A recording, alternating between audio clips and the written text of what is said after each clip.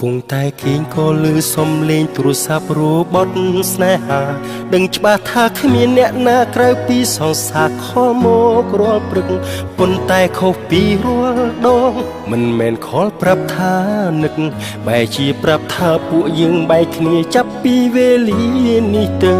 បងឆ្លើយទាំងសើចស្មានថាអូនចង់និយាយកំប្លែងនឹងបងមិនដឹងនួនអងមករករឿងបងប្លែកមិនដឹងខុសត្រូវកំពុងគេងលក់សុកស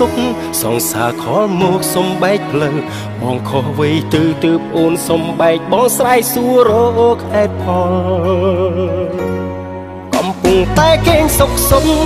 អូនខលមកសំបែកហេតុអ្វីជួបរឿងប្លែកប្រឹងប្រកែកថាស្ដាប់មិនយល់ទឹកភ្នែកឈោស្រោចលុកមុខគិតនៅរឿងដែលស្មានមិនដល់នៅតែមិនយល់ហេតុអ្វីនេះយាយដូចឈួតលីកំពុងតែគេងសុកសង្សារខលសំបែកទោះបីខំទប់ទឹកភ្នែកក៏ទឹកភ្នែកនៅស្រង់ហូរចង់ឲ្យអូនឆ្លើយមួយម៉ាត់ហេតុអ្វីចាំបាច់បែកគ្នាបើភ្នែកឡើងភ្លាមទូរស័ព្ទឆ្លួគ្នាទាំងព្រឹកព្រលឹមពោះក្បាលវងវែងអស់ហើយ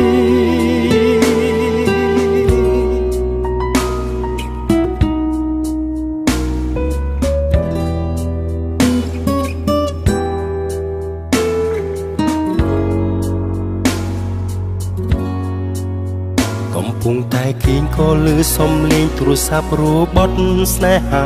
ដឹងច្បាស់ថាគ្មានអ្នកណាក្រៅពីសង្សារខលមករាល់ព្រឹកប៉ុន្តែខុសពីរាល់ដងមិនមែនខលប្រាប់ថានឹក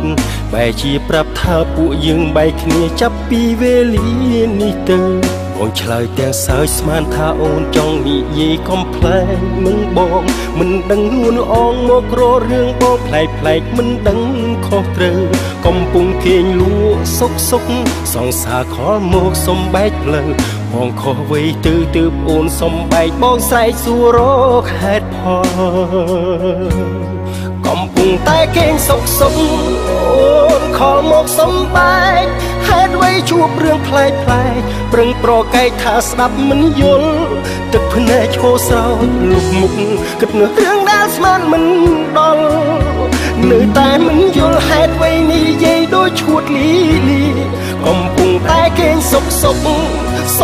សារខលសំបែកទោះបីខំទប់ទឹកភ្នែកក៏ទឹកភ្នែកនៅស្រង់ហូរចង់ឲ្យអូនឆ្លើយមួយម៉ាត់ហេតុអ្វីចាំបាច់បែកគ្នាបើភ្នែកឡើងភ្លាមទូរស័ព្ទឆ្លួគ្នាទាំងព្រឹកព្រ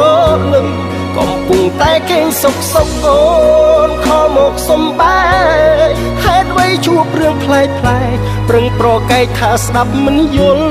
ទឹកភ្នែកឈោស្រោចលុកមុខគិតនៅរឿងដែលស្មានមិនដល់នៅតែមិនយល់ហេតុអ្វីនេះយាយដូចឈួតលីកំពុងតែគេងសុកសង្សារខលសំបែកទោះបីខំទប់ទឹកភ្នែកក៏ទឹកភ្នែកនៅស្រង់ហូរ